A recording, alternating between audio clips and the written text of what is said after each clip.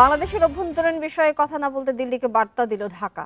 বাংলাদেশ ভারত পররাষ্ট্র সচিবদের বৈঠকে আরও জানানো হয়, দিল্লি থেকে শেখ হাসিনার দেয়া বক্তব্য ভালোভাবে নিচ্ছে না সরকার, তবে দিল্লি আশ্বস্ত করেছে এর প্রভাব দ্বিপাক্ষিক সম্পর্কে পড়বে না। বৈঠকে বাংলাদেশে সংখ্যালঘুদের নিরাপত্তা ইস্যুতেও উদ্বেগ জানান ভারতের পররাষ্ট্র সচিব।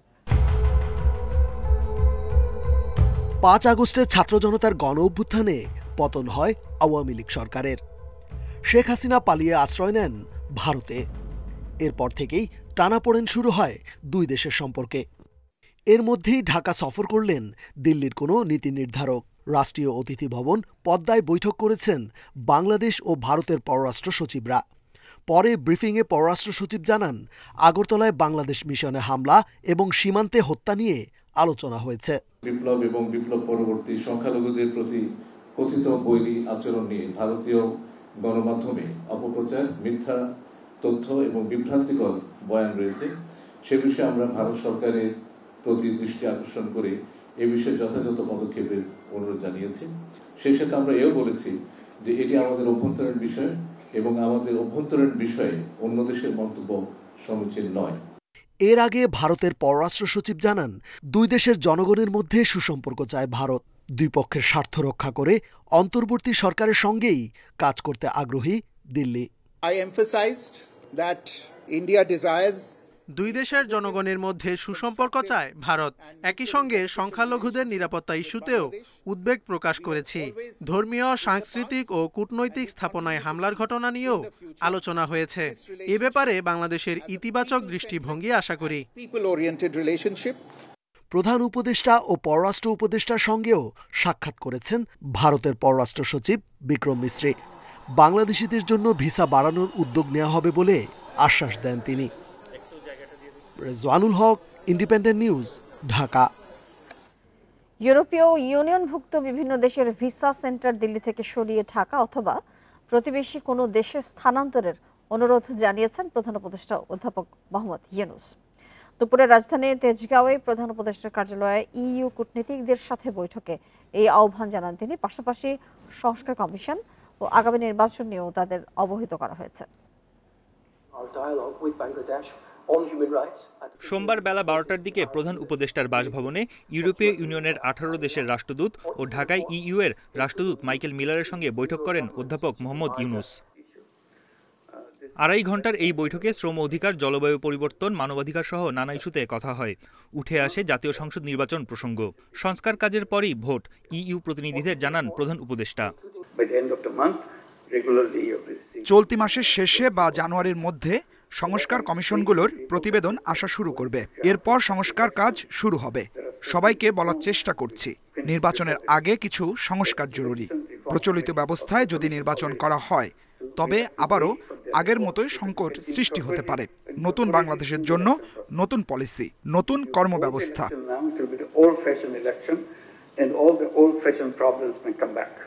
এ সময় বাংলাদেশের পাশে থাকার কথা জানান ইউরোপীয় ইউনিয়নের রাষ্ট্রদূত মাইকেল মিলার। বাংলাদেশের এই পরিবর্তনে ইউরোপীয় ইউনিয়ন সমর্থন করতে অঙ্গীকারবদ্ধ। বাংলাদেশের সাথে আমাদের পার্টনারশিপ আরও জোরদার হবে। ইউরোপের বেশিরভাগ দেশের অ্যাম্বাসি ঢাকায় না থাকায় ভিসার জন্য যেতে হয় ভারত। এই সমস্যার উত্তরণ চেয়েছে বাংলাদেশ। সোমবার সন্ধ্যায় সংবাদ সম্মেলনে একথা জানান সৈয়দা রিজওয়ানা হাসান। নাগরিকেরা অনেক ইউরোপিয়ান দেশে যেতে গেলে ভিসার জন্য আবেদন করতে হয় দিল্লি থেকে। এটা অনেক সময় ঝামেলা হয়ে যায়। তাদের কাছে আমাদের একটা সুস্পষ্ট অনুরোধ ছিল যে তারা যেন এই ভিসা সেন্টারগুলো দিল্লি থেকে সরিয়ে অন্যত্র স্থাপন করে। বাংলাদেশ নিয়ে বিভিন্ন গণমাধ্যমে অপপ্রচার ঠেকাতে ইউরোপীয় ইউনিয়নের সহযোগিতা চেয়েছেন প্রধান উপদেষ্টা। বন ইবনে কামাল, ইন্ডিপেন্ডেন্ট নিউজ, ঢাকা। সাবেক প্রধানমন্ত্রী শেখ হাসিনা দুদক ও বিচার বিভাগকে দাসে পরিণত করেছিল বলে মন্তব্য করেছেন আইন উপদেষ্টা ডক্টর আসিফ নজরুল। সোমবার আন্তর্জাতিক দুর্নীতি বিরোধী দিবসে দুদকের আলোচনায় তিনি মন্তব্য করেন। তিনি বলেন, দ্রুত সময়ের মধ্যে দুদকের চেয়ারম্যান ও কমিশনারদের নিয়োগ দেওয়া হবে। এবং সর্বদা সুভাষিত। আন্তর্জাতিক দুর্নীতি বিরোধী দিবসে রাজধানীর ডিপ্লোমা ইনস্টিটিউটে আলোচনা সভার আয়োজন করে ট্রান্সপারেন্সি ইন্টারন্যাশনাল বাংলাদেশ টিআইবি। এতে আইন উপদেষ্টা ডক্টর আসিফ নজরুল বলেন, শেখ হাসিনা তার বোন ও মন্ত্রীদের নিয়ে সীমাহীন দুর্নীতি করেছে, দুদককে অকার্যকর প্রতিষ্ঠানে পরিণত করেছে। আমরা দেখতাম একটা বেহায়া প্রধানমন্ত্রী, তার পিয়ন 400 কোটি টাকার মালিক হয়েছে, এটা হাসতে হাসতে জাতির সামনে বলছে। আমরা টেলিভিশন চ্যানেলে প্রোগ্রাম করতে যেতাম, আওয়ামী লীগের কোনো নেতার সাথে দেখা হলে বলতো আপা তো আসলে কিছু করতে পারে না ওনার ছোট বোনের জন্য। কি মানে বোনের প্রতি কি মায়া, বোন চোর দেখে উনি কিছু করতে পারে না। আওয়ামী লীগের নেত্রী আমাদের বলতো, আপনাদের বলতো না, শুনেন নাই কখনো, বোন করে আসলে উনি করে না। জয়ের টাকা কার মাধ্যমে যায়, পলক কার টাকা রাখে। দুদক তো ছিল, উচ্চ আদালত তো ছিল, কোনো বিচার হয়েছে? কিচ্ছু হয় নাই বিচার। অনিয়ম থেকে রেহাই পেতে দুর্নীতিবাজরা দীর্ঘদিন রাষ্ট্র কাঠামো দখল করে রেখেছে এবং এভাবেই কর্তৃত্ববাদী সরকারের জন্ম হয়েছে বলে মনে করেন দুদক সংস্কার কমিশনের প্রধান। বিভিন্ন সরকারি প্রতিষ্ঠান ও দুদকের দুর্নীতির ভয়াবহ চিত্র ধরা পড়ছে উল্লেখ করে এগুলোতে সাঁড়াশি অভিযান ছাড়া বিকল্প নেই বলে মন্তব্য করেন তিনি। যেই ধরনের তথ্য পাচ্ছি সেটি অত্যন্ত বিব্রতকর, যা এতদিন জেনেছি তার চেয়ে হাজার গুণে বেশি। অনিয়ম, অনাচার, বৈষম্য, দুর্নীতি দমন কমিশনের স্বাভাবিক এই প্রতিষ্ঠানকে ঢেলে সাজানো সাঁড়াশি অভিযান ছাড়া কোনো উপায় নেই। আমাদের তরুণদের স্বপ্ন যদি বাস্তবায়ন করতে হয়, এছাড়া কোনো বিকল্প নাই। দুদক সংস্কার কমিশন আগামী মাসের মধ্যেই তাদের প্রতিবেদন সরকারের কাছে জমা দেবে। Arafatur Rahman, independent news, Dhaka.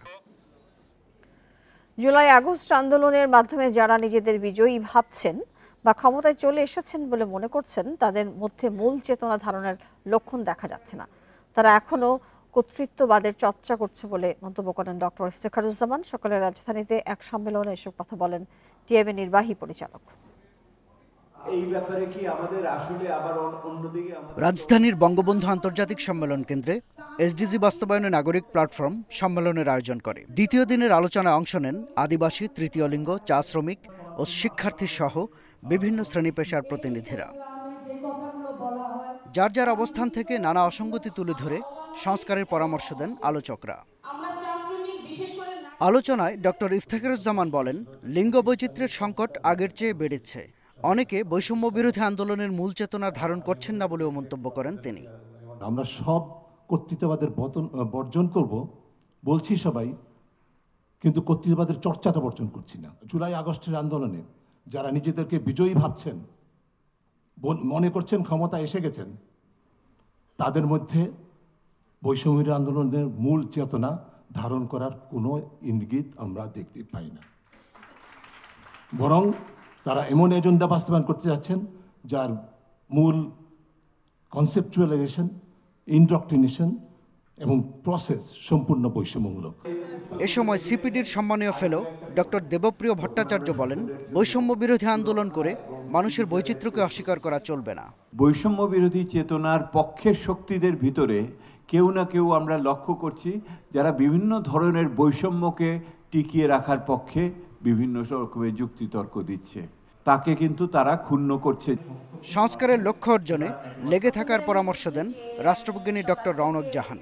যে কোনো আন্দোলন, যে কোনো জিনিস আগিয়ে নিতে হলে এর মধ্যে কিছু পিছনেও পড়ে যেতে পারে জিনিসটা, কিন্তু তারপরেও যদি লেগে থাকেন তাহলে আমি বলবো যে দেখবেন যে সব পরিবর্তন হয়তো সম্ভব হয়নি, কিন্তু সব কিছু আমাদের কষ্ট সবটাই বৃথা যাবে না, যায়নি কখনো। দেশকে এগিয়ে নিতে সবাইকে সততার সাথে কাজ করে যাওয়ার আহ্বান জানান তিনি। আমি আমার নিজের জীবনের শাহাদাত স্বপন, ইন্ডিপেন্ডেন্ট নিউজ, ঢাকা। জরুরি সংস্কার শেষে নির্বাচনের আয়োজনের জন্য 3 থেকে 4 মাসের বেশি সময়ের প্রয়োজন নেই বলে মন্তব্য করেছেন বিএনপি স্থায়ী কমিটির সদস্য সালাউদ্দিন আহমেদ। সোমবার বিকেলে গুলশানে বিএনপি চেয়ারপারসনের কার্যালয়ে এক সংবাদ সম্মেলনে তিনি এসব কথা বলেন। বিকেলে গুলশানে বিএনপি চেয়ারপারসন কার্যালয়ে সংবাদ সম্মেলন করেন বিএনপির সংবিধান সংস্কার কমিটি। সংবাদ সম্মেলনে বিএনপির দেওয়া সংস্কার প্রস্তাব উত্থাপন করেন বিএনপির স্থায়ী কমিটির সদস্য আব্দুল মঈন খান। তিনি বলেন, ত্রয়োদশ সংসদ নির্বাচনের জন্য সঠিক ভোটার তালিকা প্রণয়নে বাড়ি বাড়ি না গিয়েও ভোটার তালিকা হালনাগাদ করা সম্ভব। তিনি বলেন, প্রযুক্তির এই যুগে বাড়ি বাড়ি গিয়ে ভোটার তালিকা করা অপ্রয়োজনীয়, সময় সাপেক্ষ বিষয়। তিনি জানান, ভোটার তালিকা হালনাগাদ ছাড়াও প্রয়োজনে নির্বাচনী এলাকার সীমানা পুনর্নির্ধারণ, এনআইডি কার্ডের সার্ভারের নিয়ন্ত্রণ স্বরাষ্ট্র মন্ত্রণালয় থেকে নির্বাচন কমিশনের অধীনে নিয়ে আসা সহ 17টি সংস্কার প্রস্তাব দিয়েছে বিএনপি। তিনি জানান, অগ্রাধিকার ভিত্তিতে নির্বাচন ব্যবস্থা ও সংবিধান সংস্কার জরুরি। বিএনপির স্থায়ী কমিটির সদস্য সালাউদ্দিন আহমেদ বলেন, তত্ত্বাবধায়ক সরকার ব্যবস্থা থাকলে সুষ্ঠু নির্বাচন করা সম্ভব। সরকারের সংস্কারের আরো বিভিন্ন সাইড আছে, প্রশাসনিক সংস্কার আছে, জুডিশিয়াল সংস্কার আছে, পুলিশ সংস্কার আছে, এগুলো সব সমন্বিত করে এটি নির্বাচন উপহার দিতে আমাদের মনে হয় না এটা খুব বেশি 3 থেকে 4 মাসের বেশি সময় লাগার কথা। প্রত্যেকটি মানুষের বয়স কত, কোন দিন কত বয়স, এটা কিন্তু অটোমেটিক্যালি কম্পিউটারে আমাদের সার্ভারে রয়েছে। সঠিক ভোটার তালিকা আমরা করতে চাই, তাহলে কিন্তু আমার বাড়ি বাড়ি যাওয়ার কোনো প্রয়োজন নেই। এটা অত্যন্ত সময় সাপেক্ষ এবং এটা টোটালি আননেসেসারি। ঢাকা থেকে আখাউড়া সীমান্ত পর্যন্ত লং মার্চ করবে বিএনপির 3 সহযোগী সংগঠন ছাত্রদল, যুবদল, স্বেচ্ছাসেবক দল। নয়াপল্টনে দলের কেন্দ্রীয় কার্যালয়ের সংবাদ সম্মেলনে যুবদল সভাপতি আব্দুল মোনায়েম মুন্না জানান, বুধবার ভারতীয় আগ্রাসনের বিরুদ্ধে এই কর্মসূচি পালন করবেন তারা। সংবাদ সম্মেলনে যুবদল সভাপতি বলেন, ভারতীয় কিছু মিডিয়া সাম্প্রদায়িক সম্প্রীতি নষ্ট করতে বাংলাদেশ সম্পর্কে অপপ্রচার চালাচ্ছে। আগরতলার সহকারী হাইকমিশনে সহিংস ঘটনায় আইনশৃঙ্খলা বাহিনীর নীরবতা ভারত সরকারের মৌন সমর্থনই বলে মন্তব্য করেন নেতারা। বলেন, কূটনীতিক মিশনের সহিংস হামলা স্বাধীনতা সার্বভৌমত্বের উপর আঘাতের শামিল। ভারতের ক্রমাগত ভিত্তিহীন ও কল্পনাপ্রসূত গুজব সৃষ্টি ও ফ্যাসিস্টদের পুনর্বাসন চেষ্টার বিরুদ্ধে এই 3 সংগঠন লং মার্চ করবে বলে জানানো হয় সংবাদ সম্মেলনে। বাংলাদেশ জাতীয়তাবাদী যুবদল, স্বেচ্ছাসেবক দল এবং ছাত্রদল মনে করছি, বাংলাদেশের কূটনৈতিক মিশনের সহিংস হামলা বাংলাদেশের স্বাধীনতা সার্বভৌমত্বের উপর আঘাতের শামিল। সমাজ, নারী শিক্ষা ও ক্ষমতায়নে অসামান্য অবদানের জন্য 4 জন বিশিষ্ট নারীকে বেগম রোকেয়া পদক তুলে দিলেন প্রধান উপদেষ্টা ডক্টর মোহাম্মদ ইউনূস। বেগম রোকেয়ার সাখাওয়াত হোসেনের 144তম জন্ম ও 92তম মৃত্যুবার্ষিকী উপলক্ষে রাজধানীর ওসমানী স্মৃতি মিলনায়তনে এই পদক প্রদান করা হয়। বেগম রোকেয়া পদক 2024 পেয়েছেন শিক্ষাবিদ এবং অধিকার কর্মী পারভিন হাসান। তিনি টিআইবির চেয়ারপারসন এবং কেন্দ্রীয় মহিলা বিশ্ববিদ্যালয়ের উপাচার্য। এছাড়া বাংলাদেশের শ্রমিক ও নারী অধিকার কর্মী এবং আলোকচিত্রী তাসলিমা আক্তার পেয়েছেন পদক। দেশের প্রথম নারী আন্তর্জাতিক দাবা মাস্টার রানী হামিদও পেয়েছেন পদক। এছাড়া নারীপক্ষের প্রতিষ্ঠাতা শিরিন পারভিন হককেও প্রদান করা হয় বেগম রোকেয়া পদক। বেগম রোকেয়াকে সম্মানিত করতে পেরে পুরো দেশ গর্বিত বলে মন্তব্য করেন প্রধান উপদেষ্টা।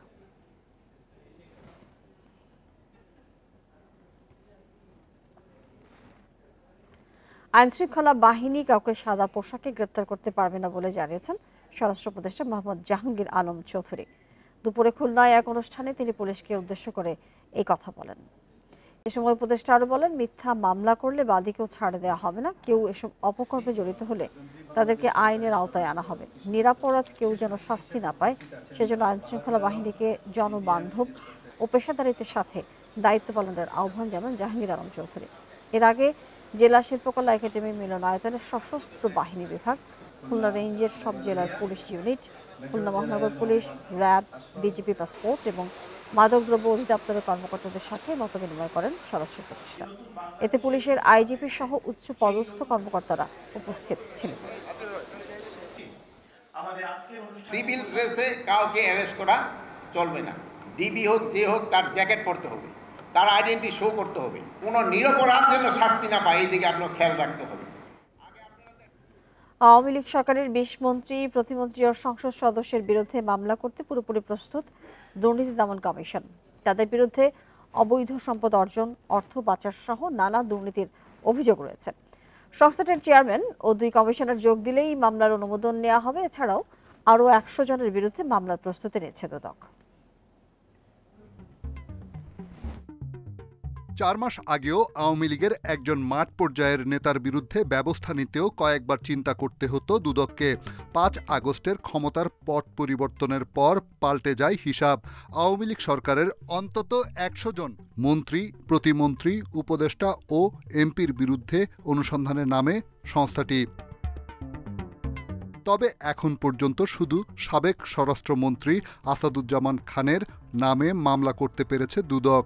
অনুসন্ধান বিভাগ জানায়, অভিযুক্তদের বিরুদ্ধে প্রমাণ পেলেই কেবল মামলার অনুমোদনের জন্য আবেদন করা যায়। দায়টা শুধুমাত্র রাজনৈতিক চাপের উপরে, অবশ্যই রাজনৈতিক চাপ ছিল এবং সেটার কথা তো আমি ইতিমধ্যে বলেছি। যারা রাজনৈতিকভাবে কোনো না কোনোভাবে ক্ষমতার সাথে সংশ্লিষ্ট, তাদেরকে এক ধরনের বিচারহীনতার জায়গা সৃষ্টি করা হয়েছে। সার্বিক পুরো রাষ্ট্র কাঠামোর মধ্যে দুর্নীতি সংক্রান্ত বিষয়টা অবশ্যই আছে। 1 নভেম্বর দুদকের 2 কমিশনার ও চেয়ারম্যানের পদত্যাগের কারণে মামলার অনুমোদন মিলছে না। নতুন কমিশন গঠনের পর অনুমোদন মিললে 10 মন্ত্রী প্রতিমন্ত্রী ও 10 সংসদ সদস্যর বিরুদ্ধে মামলা হবে। কমিশনের অনুমোদন ক্রমে পরবর্তীতে এই বিষয়ে ব্যবস্থা নেওয়া হবে। অনুসন্ধানের জন্য কমিশন কর্মকর্তারা প্রাথমিকভাবে 45 কার্যদিবস সময় পান এবং পরবর্তী সময়ে তাদের আবেদনের প্রেক্ষিতে এই সময়ের মধ্যে যদি অনুসন্ধান সম্পন্ন না হয় তাহলে তারা আরও অতিরিক্ত সময় চেয়ে আবেদন করতে পারেন। দুদক জানায়, নতুন কমিশন গঠনের 1 মাসের মধ্যে আগের সরকারের অন্তত 100 এমপি, মন্ত্রী ও প্রতিমন্ত্রীর বিরুদ্ধে মামলার প্রস্তুতি আছে দুদকের। রিশাদ হুদা, ইন্ডিপেন্ডেন্ট নিউজ, ঢাকা। 40 বছর আইনি লড়াই করে অবশেষে জয়ী হয়েছেন কুষ্টিয়ার বৃদ্ধ হরেন্দ্রনাথ চন্দ্র। প্রমাণিত হয়েছে তার বিরুদ্ধে সোনালী ব্যাংক কর্তৃপক্ষ ভুয়া মামলা করেছিল। এ কারণে বৃদ্ধ হরেন্দ্রনাথ চন্দ্রকে ক্ষতিপূরণ হিসেবে 20 লাখ টাকা দিতে নির্দেশ দিয়েছেন আপিল বিভাগ। 3 মাসের মধ্যে সোনালী ব্যাংক কর্তৃপক্ষকে এই টাকা পরিশোধ করতে বলা হয়েছে। সোমবার আপিল বিভাগের জ্যেষ্ঠ বিচারপতি মোহাম্মদ আশফাকুল ইসলামের নেতৃত্বে 3 বিচারপতির বেঞ্চ এই রায় দেন। মামলার নথিপত্র থেকে জানা যায়, 40 বছর আগে সোনালী ব্যাংকের 16 লাখ টাকা আত্মসাতের অভিযোগ ওঠে কুষ্টিয়ার বাসিন্দা হরেন্দ্র সহ 9 জনের বিরুদ্ধে। তবে মামলায় খালাস পেল সোনালী ব্যাংক কর্তৃপক্ষ আপিল করে মামলাটি জিইয়ে রাখে। এভাবে 4 দশক কেটে গেলেও আদালতে চূড়ান্ত নিষ্পত্তি হয়নি। বিএ পাশ করে 1979 সালের 31 ডিসেম্বর ক্যাশিয়ার কাম ক্লার্ক পদে সোনালী ব্যাংকের ঢাকার একটি শাখায় যোগদান করেন হরেন্দ্র। চাকরিরত অবস্থায় 16,16,100 টাকা আত্মসাতের অভিযোগে হরেন্দ্র সহ 9 জনের বিরুদ্ধে বিভাগীয় মামলা করে সোনালী ব্যাংক কর্তৃপক্ষ। ভালো, আমার কিচ্ছু নাই, মানে সম্পত্তি নাই। এই কেস চালাতে গিয়ে আমার ফসলি সম্পত্তি চলে গেছে 12-14 বিঘা, বা তারপরে গিয়েছে আপনার ভিটা বাড়ি, ঘর। আমি ল্যান্ডলেস, হোমলেস। সোনালী ব্যাংকের উপর যে 20 লক্ষ টাকা কস্ট আজকে দেওয়া হয়েছে, 3 মাসের মধ্যে হরেন চন্দ্র পাবে। এতে করে অন্যান্য প্রতিষ্ঠানগুলো ভুয়া মামলা করার ক্ষেত্রে বিরত থাকবে বলে আমি আশা করি। চট্টগ্রামে আইনজীবী সাইফুল ইসলামকে হত্যা মামলায় আদালতে 164 ধারায় স্বীকারোক্তিমূলক জবানবন্দি দিয়েছে মামলার 1 নম্বর আসামি চন্দন দাস। বিকেলে মেট্রোপলিটন ম্যাজিস্ট্রেট কাজী শরীফুল ইসলামের আদালতে জবানবন্দি দেন তিনি। পুলিশ জানিয়েছে 7 দিনের রিমান্ড শেষে দুপুরে তাকে আদালতে তোলা হলে স্বীকারোক্তিমূলক জবানবন্দি দেয় চন্দন। সহযোগী রিপনকে নিয়ে আলিফকে কুপিয়ে হত্যার কথা আদালতে স্বীকার করে চন্দন। গত 26 নভেম্বর আদালত প্রাঙ্গণে আইনজীবী সাইফুল ইসলাম আলিফকে কুপিয়ে হত্যা করা হয়।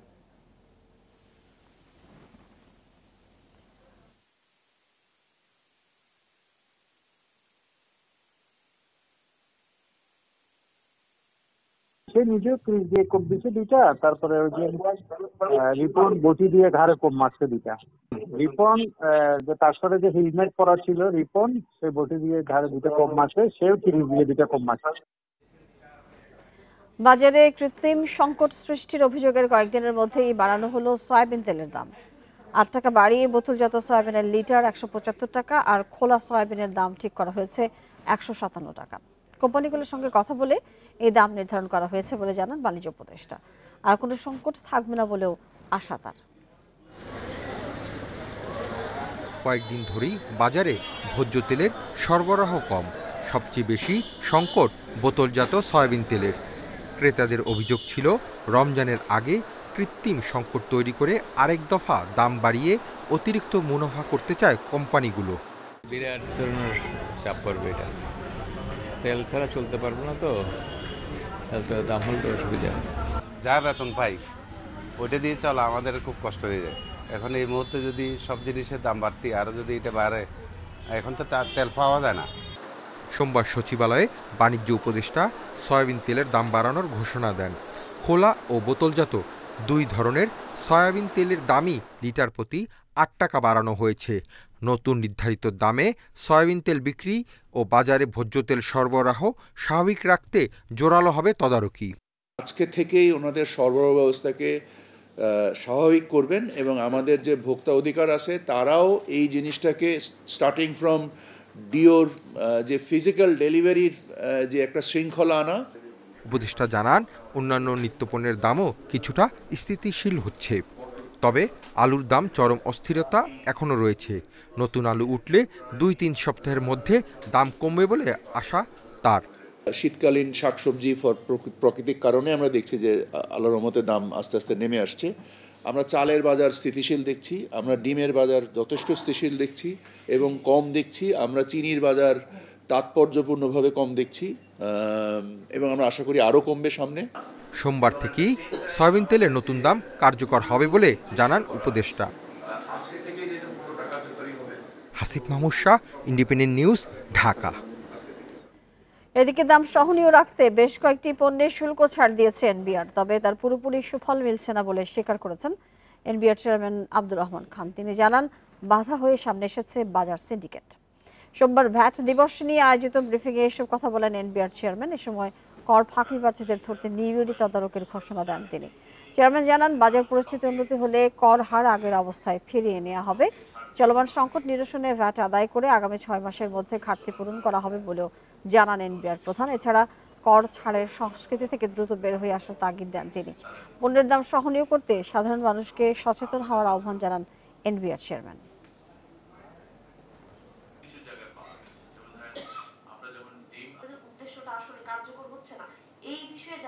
আমরা যদি ভিএটির যে ট্যাক্স নেটটা সম্প্রসারণ করতে পারি তাহলে আমরা আশা করি যে বাকি যে 6 মাস আছে আমাদের প্রথম 5 মাসের যে ঘাটতি নভেম্বর পর্যন্ত সেটা আমরা আপনাদের সকলের সহযোগিতায় এই ঘাটতিটা আমরা কভার করতে পারব।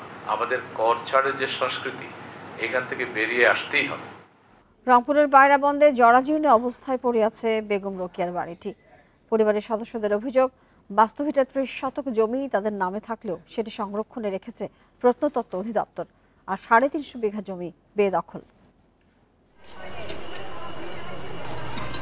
নারী জাগরণের অগ্রদূত বেগম রোকেয়া 1880 সালের 9 ডিসেম্বর রংপুরের মিঠাপুকুর উপজেলার পায়রাবন্দে জন্মগ্রহণ করেন। মৃত্যু 1932 সালের 9 ডিসেম্বর কলকাতার সৈয়দপুরে। বেগম রোকেয়ার পৈতৃক সম্পত্তির পরিমাণ প্রায় 350 বিঘা, যা প্রভাবশালীদের দখলে। এখন তার স্মৃতিচিহ্ন বলতে পৈতৃক বাড়ির ধ্বংসাবশেষ আর মূল ফটক, এমনকি তার মরদেহ ফিরিয়ে আনতেও নেই কোনো উদ্যোগ। রোকেয়া অনুরাগী মানুষের দীর্ঘদিনের দাবি যে তার দেহাবশেষ এই পায়রাবন্দে নিয়ে আসা হোক। তার পরিবারের যে উত্তরাধিকার এখনো যারা আছে পায়রাবন্দে তাদেরকে একটা ভাতার ব্যবস্থা করে অথবা তাদের যোগ্যতা অনুযায়ী যদি রোকেয়া বিশ্ববিদ্যালয় সহ বা অন্য যে প্রতিষ্ঠানগুলো আছে সেখানে যদি চাকরির ব্যবস্থা করত। বেগম রোকেয়ার ভাইয়ের মেয়ে রঞ্জিনা সাবের বার্ধক্যজনিত নানা রোগে আক্রান্ত।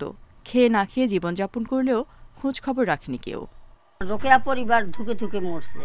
কোথায় রোকেয়া পরিবারের প্রতি সরকার এগিয়ে আসবে বা দেখবে, সাহায্য করবে, এটা কোনো সরকার করেনি। পরিবারের সদস্যদের ন্যায্য পাওনা বুঝিয়ে দেওয়ার পাশাপাশি বেগম রোকেয়ার 350 বিঘা সম্পত্তি উদ্ধারের দাবি এলাকাবাসীর। এই জায়গাগুলো বাকিটা কার অধীনে গেল বা কি করলো এটা আমরা আসলে সাধারণ জনগণ হিসেবে আমরা আসলে জানতে চাই।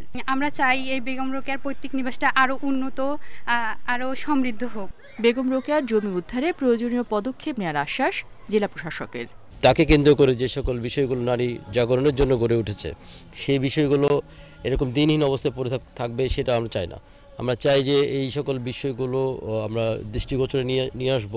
শুধু জন্ম আর মৃত্যু দিবসে স্মরণ নয়, বেগম রোকেয়ার প্রাপ্য সম্মান ও তার দেহাবশেষ জন্মভূমিতে নিয়ে আসার দাবি পরিবার ও স্থানীয়দের। Independent news.